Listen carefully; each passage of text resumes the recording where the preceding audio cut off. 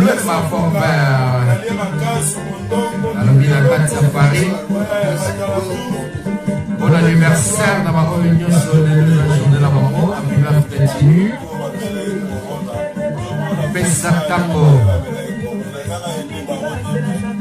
Nous avons toujours ensemble.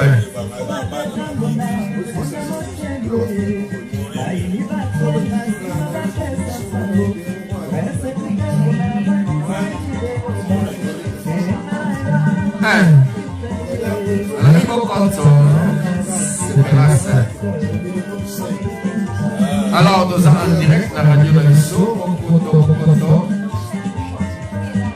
Nous allons voir toujours à Canilanus.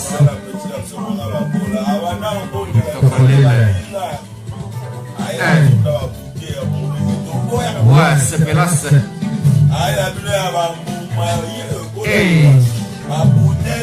Pesatamo.